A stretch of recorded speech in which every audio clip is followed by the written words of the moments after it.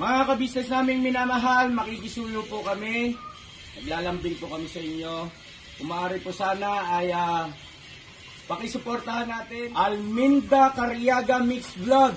Alminda Cariaga Mix Vlog. Right? Alright! Bira! Bira!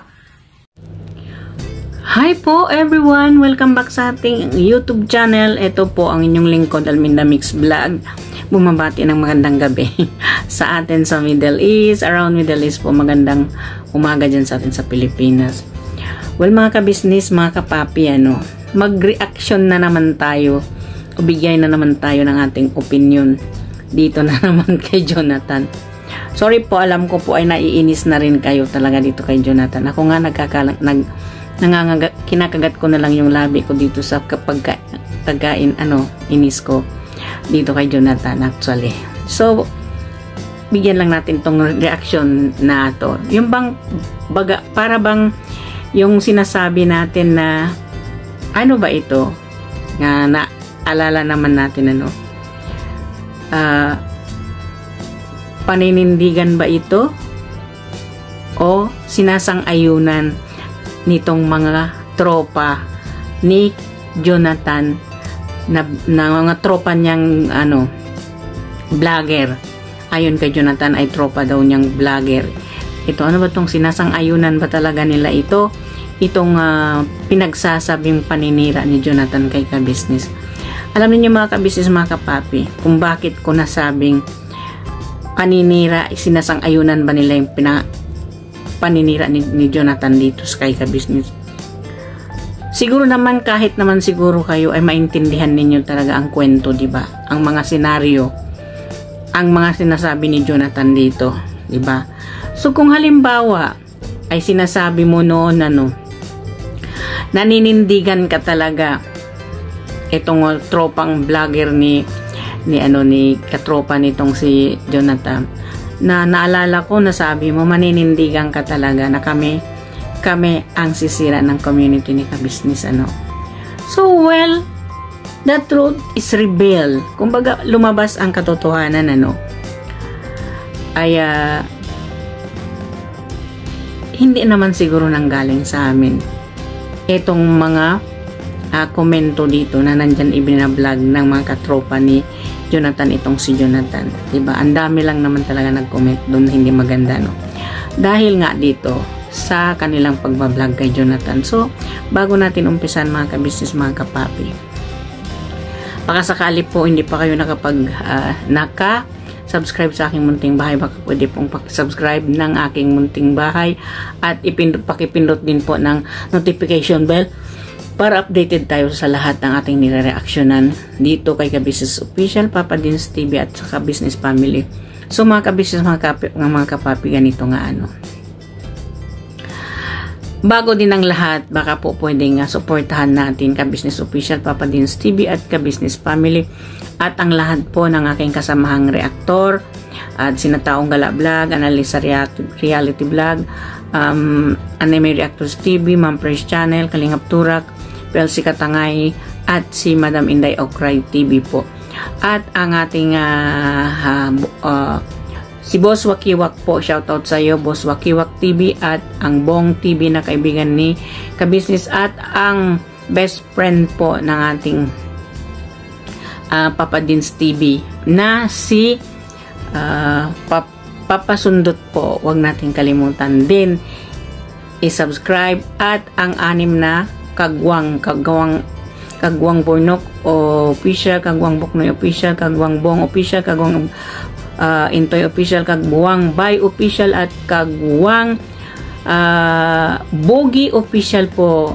Sana wala na akong nakalimutan kasi uumpisahan na natin So well, may natatandaan lang tayo, proceed po tayo dito. Well mga kabisnes, mga kapapi, ipapaliwanag lang natin dito kasi ang aking pagre-reaction dito kay Jonathan, binase ko lang po at naalala ko yung salitang paninindigan daw niya talaga na kami ang kumbaga manira dito sa Kabisnes Official. So andyan lumabas kung ihahambing o kung iisipin natin na talaga tayong may isip bilang kayo na nagko-content creator, kung talagang kayong may isip na hindi ninyo talaga na ipupursigi o hindi talaga ninyong kagustuhan sundin itong paninira ni Jonathan dito kay Kabisnes. Naturalmente, mga katropa ni Jonathan na vlogger, hindi ninyo ito iba-vlog kung kayo maninindigan, di ba? Pero anong ginawa, di ba? Naninindigan kuno para masira tuluyan ng si Kabisnes dito sa pagbablog nila kay Jonathan, di ba? Sorry po, dumilat yung mata ko pero maliit lang naman yan, ano. Bahala na kayo, di ba? So well, di ba? Kung inahambing o kung maalala natin ang mga words na yon, kumbaga maninindigan talaga ako dahil mayroon ako paninindigan sa isang salita na mangyayari at mangyayari yun. So ngayon, asaan yung paninindigan doon, ano, na nakita naman natin kung paano etong pag-aano ni Jonathan dito. Kumbaga sa paninira ni Jonathan nito, sinasang-ayunan ng mga katropa nitong si Jonathan. Alam nyo kung bakit nasabi ko sinasang-ayunan, diba? Kasi po mga kabisnes, mga kapapi, ano, yung ginagawa ni Jonathan na pagsasabi dito, na alam naman nila ito na ikakasira ito kay Kabisnes, sa community ni Kabisnes, lalong-lalo na sa kanyang YouTube channel. Kung talagang mayroon kayong paninindigan sa sarili ninyo na sinasabi ninyo, di ba? Hindi ninyo ito iba-vlog dahil alam nyo ikakasira ito.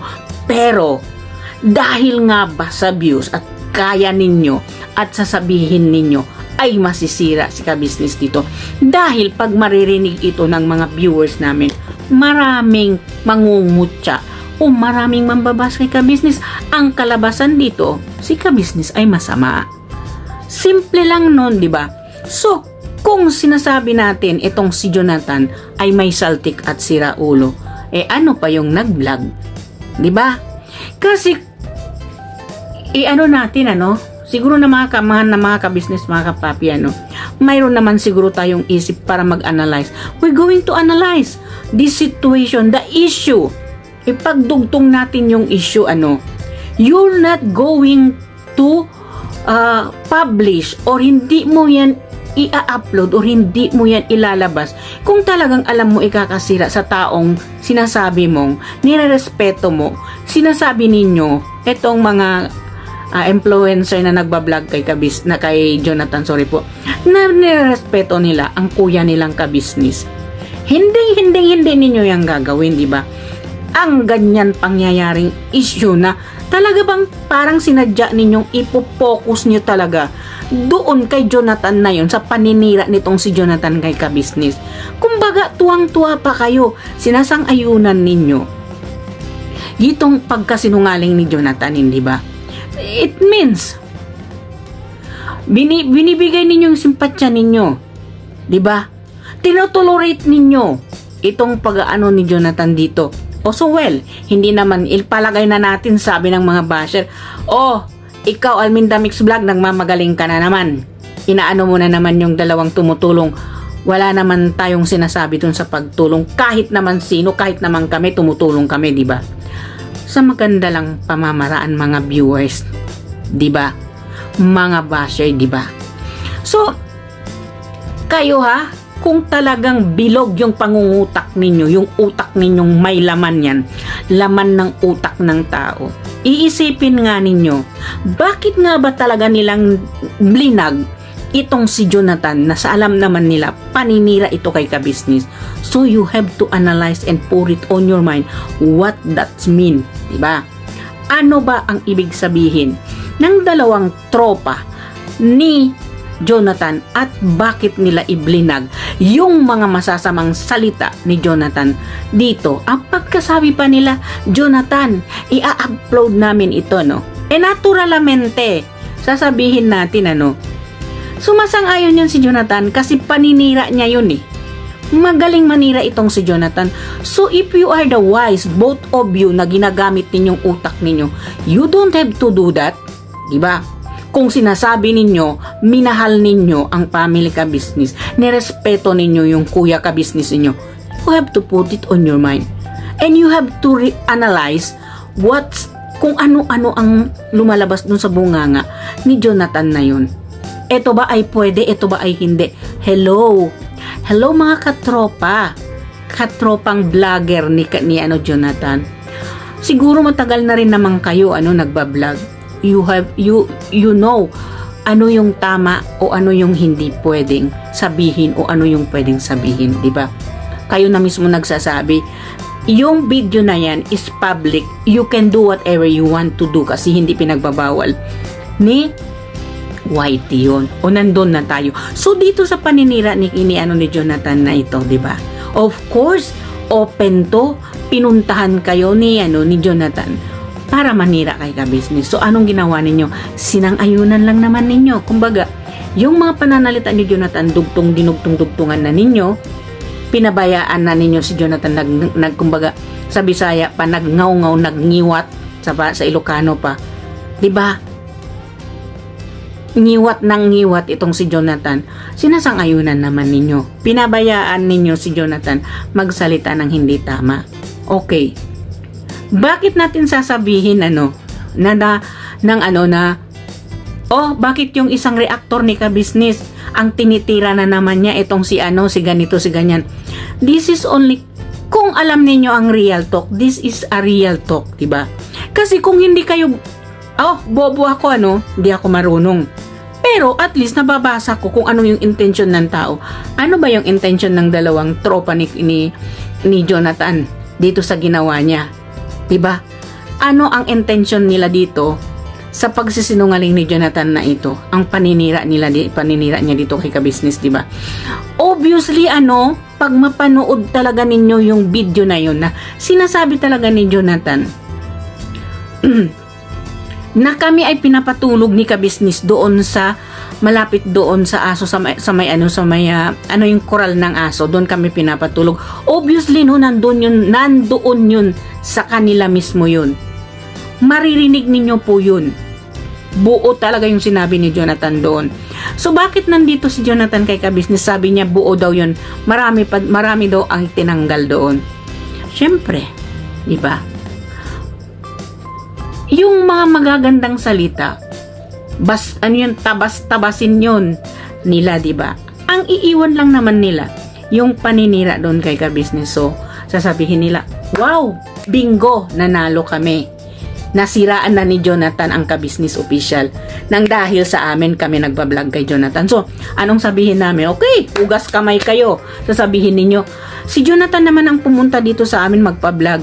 So kung matalino kayong tao, hindi nyo yung gagawin na ganun, hindi ba? Kasi alam naman natin itong si Jonathan ay chismoso, doble cara. Sasang-ayunan ba ninyo yung taong doble cara? Magkatulad na kayo. Double face, di ba?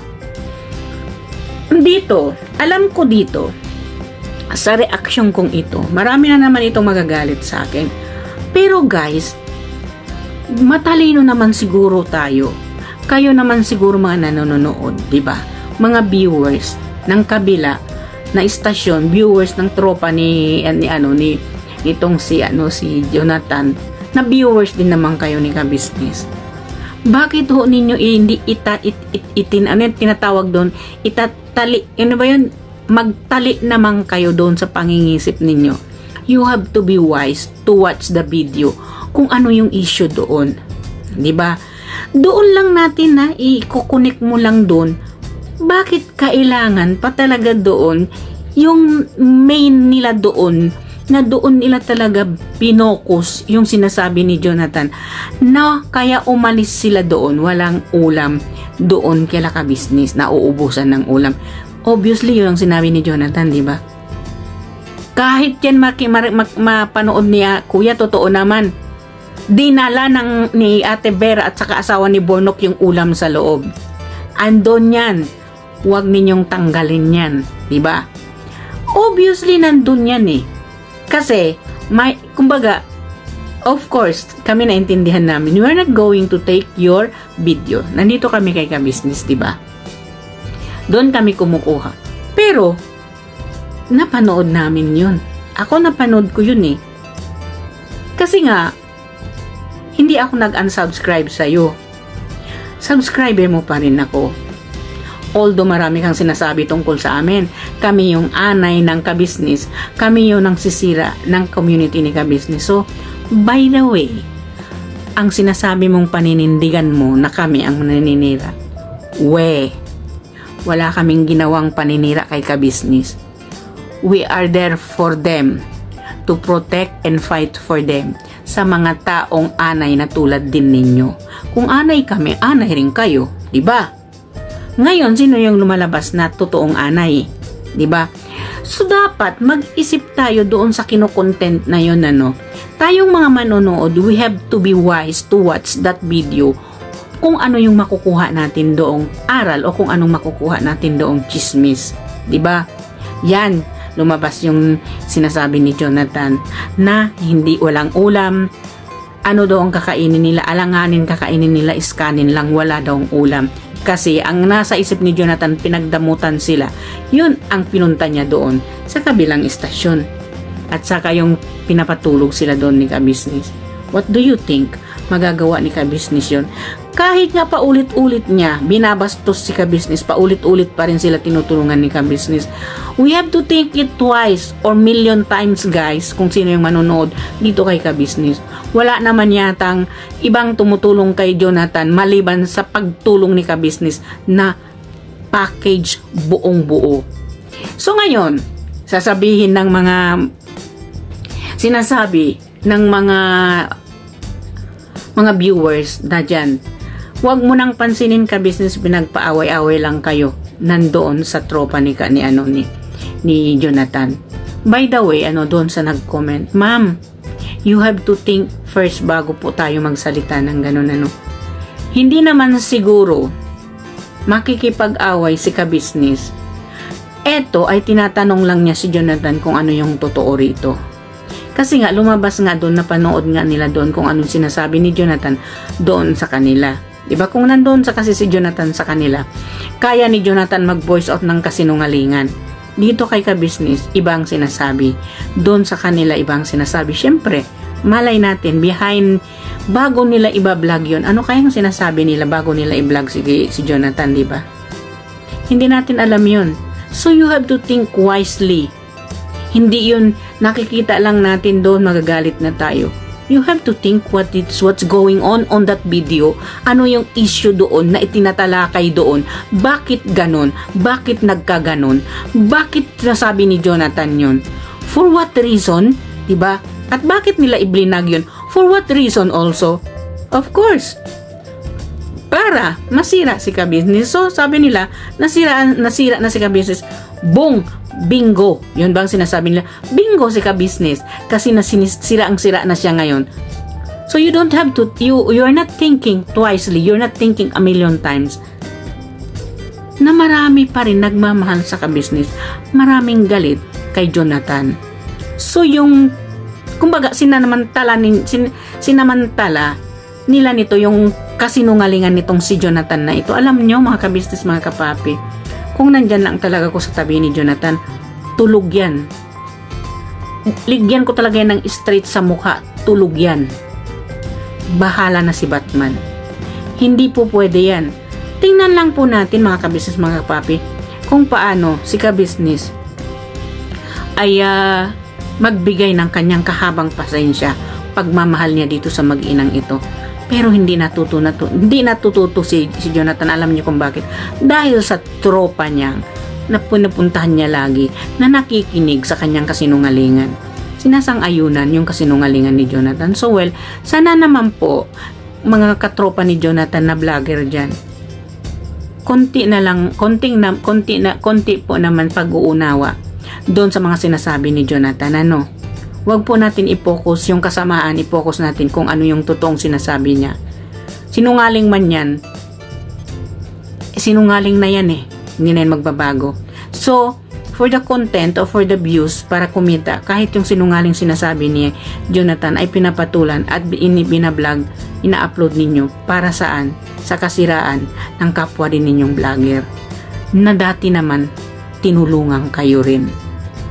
parang si Jonathan din. Hindi ba?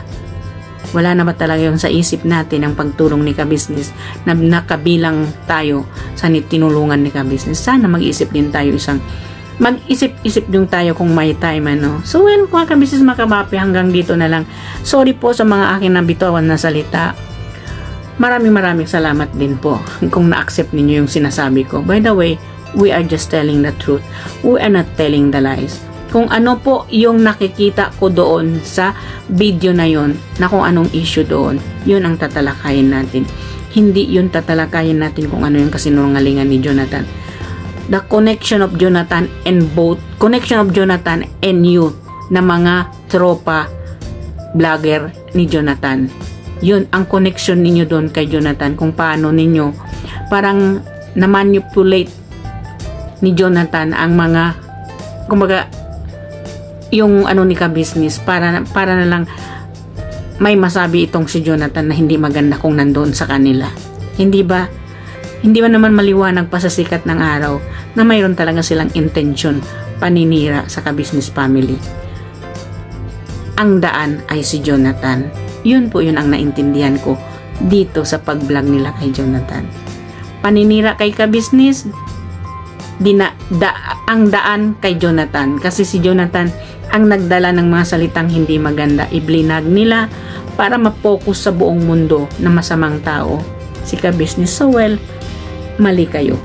Diba? Walang maniniwala sa taong sinungaling. Yan po ang tandaan natin. Hindi naman po akong hindi sinungaling. Sinungaling din naman ako. Diba? Hindi naman tayo perfecto lahat. Nagkakamali rin naman tayo. Nagsisinungaling din naman tayo. Paminsan-minsan. Always, sabi nila. Hindi ba? Hindi ko sinasabing perfect ako o hindi ako nagsisinungaling. Hindi naman siguro lahat tayo na hindi nagsisinungaling.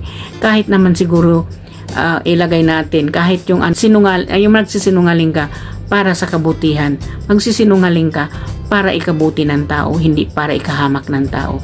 So well, sana ganun tayong lahat, diba? Magsinungaling man tayo sa kabutihan, wag sa kamalian. Katulad nitong pagsisinungaling ni Jonathan, dinaan ninyo ang pagsisinungaling ni Jonathan sa maling pamamaraan, ang manira kay Ka-Business. Well, mga Ka-Business, mga kapapi, hanggang dito na lang po ang aking reaction video. Reaction at opinion ko po yun. Magalit man kayo sa akin, bahala na kayo. Sa bagay, barilin lang yung puso ninyo ng Panginoon. Magiging okay na yan. Gaano man ang galit ninyo sa akin. Hanggang dito na lang po. Maraming salamat. Pag nagustuhan ninyo ang aking reaction, please subscribe and comments and share my videos and likes po ninyo ang aking mga videos. Maraming salamat. Mega shoutout sa aking mga bagong subscriber dyan. Maraming salamat po sa aking mga bagong subscriber. Taos puso ako nagpapasalamat. At I love you all. Hanggang dito na lang ang aking reaction video. May Allah bless us all. Never say goodbye. Tomorrow is another day. Tomorrow is Monday. Birabanat tayo mga Ka-Business. I love you all. Babush!